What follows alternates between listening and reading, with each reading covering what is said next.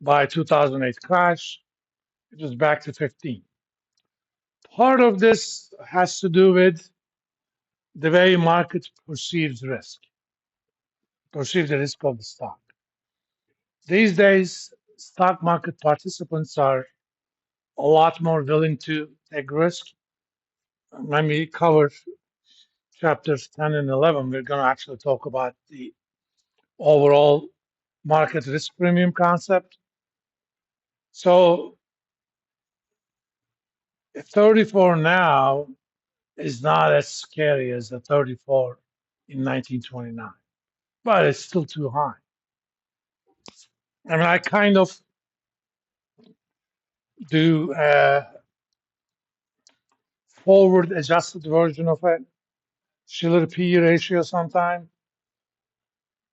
Let's I cut some corners, but it kind of gives me a rough estimate of what sort of a risk adjustment market is attaching. Think of this.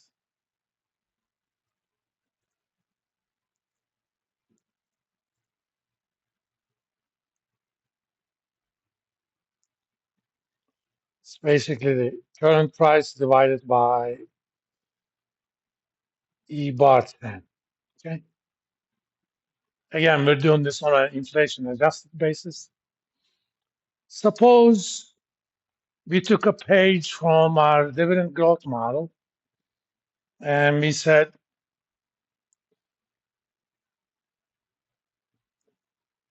suppose in the future, I expect real earnings to grow at a rate of G, okay,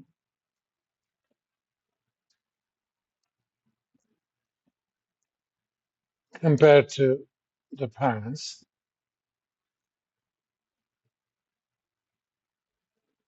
So I'm going to call this P star. Okay, P star should be roughly this past earnings, but I'm going to have to make an adjustment for those 10 years backward looking.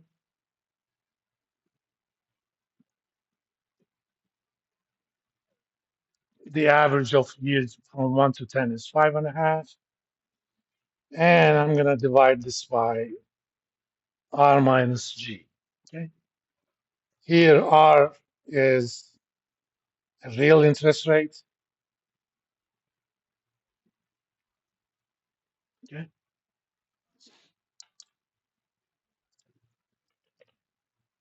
Or I should call it real discount rates.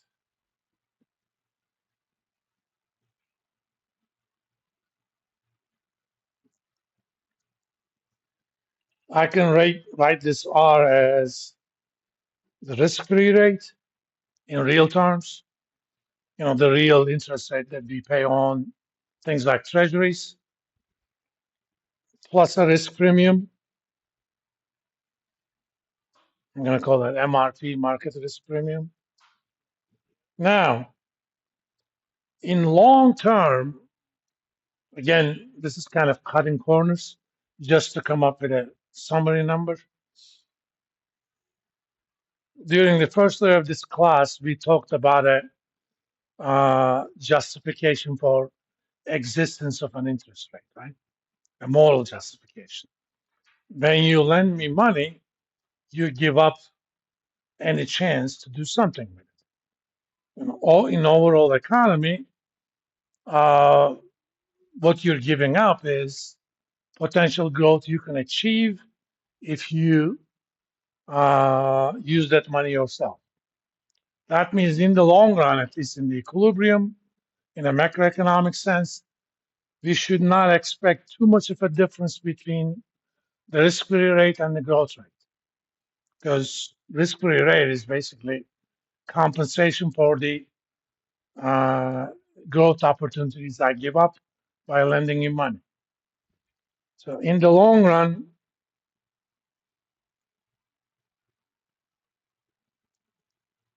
risk-free rate should be equal to G. Okay,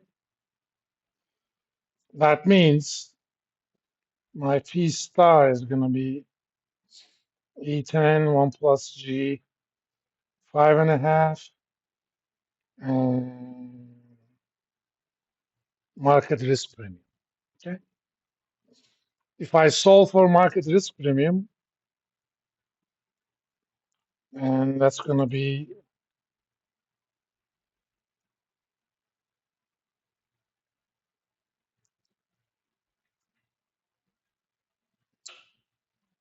we know that this is the reciprocal of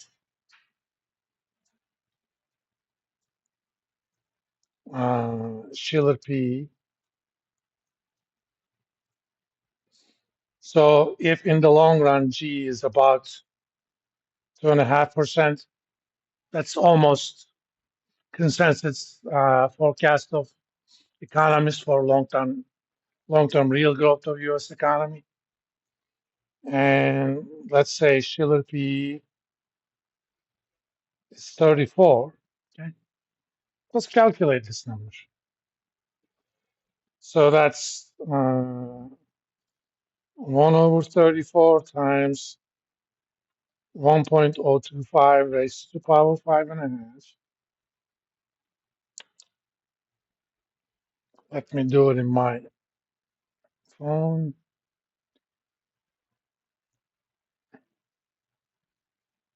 And 1 point, come on.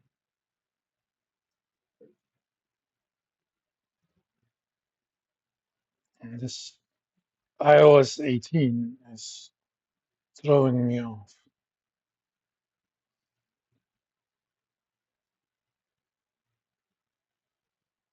Mm, Divide by,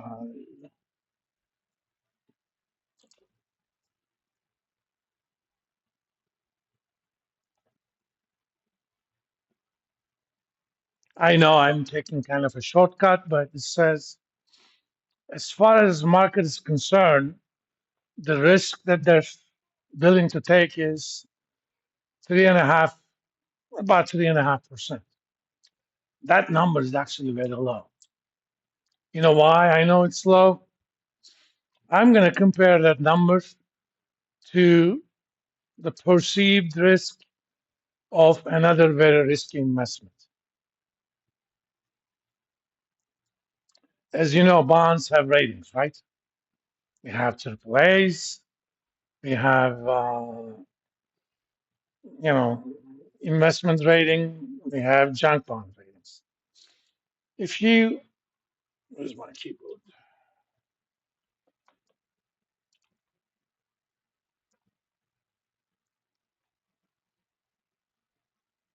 No, there's a database called Fred St. Louis.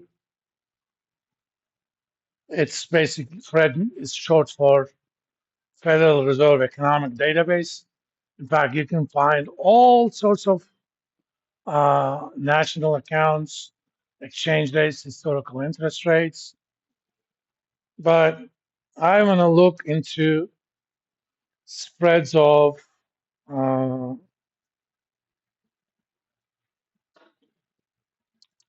high yield option adjusted index spread. Okay. Now, currently, this means uh, this is a big index of junk bonds or bonds issued by corporations that are deemed below investment grade. I mean, they're not that bad, don't get me wrong. They're not truly crap, but there is some significant risk of some of these bonds are not going to be able to pay you back. The risk on those is now 322. There is less risk on junk bonds as far as market perceives it right now than the risk that market is willing to uh, bear on the stocks. Whenever those are too close, that always tell me market is overvalued. You don't necessarily make money on that trade all the time, but over time it varies. I mean, in bad times, these risks increase. Let's look at the last 5 years. This is right around COVID lockdowns. Those spreads went as high as 10, 12%. If I had money, I would have bought some of them because I knew U.S. government was going to do something about it. I didn't know what, but we knew, and they eventually did. If you bought these bonds at 10% spreads, and within a year and a half, they went to 3% spreads, you would have made a killing in the bond market. So you should always look at measures like those, economy-wide measures. And just to give you can also historically look at 10-year treasury rates, again, starting 1870s. They went as high as 13, 14% in early 80s. This is right after Reagan became president, and they had a deflationary program by Fed, but it also went as low as 0.62% during COVID days. You have the dividend yields, earnings, historical prices, and more stuff. All right. Let's stop here today. I did better than I thought I would. Good. I don't even like sitting. I should, but I don't get the energy when I'm lecturing sitting down. As you know, spring break starts. I'm going to post, given my post-op examination next week, I'll post your lectures and stuff for Chapter 8. So, assuming there is nothing surprising, we're going to go back to our regular schedule. So, you'll have your quizzes before you come back, and we'll do our lectures, Jeopardy, and all sorts of other stuff.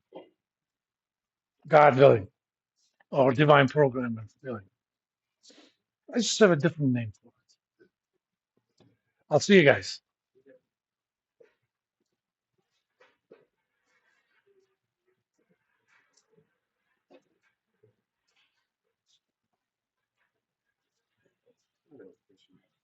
Just a second. Let me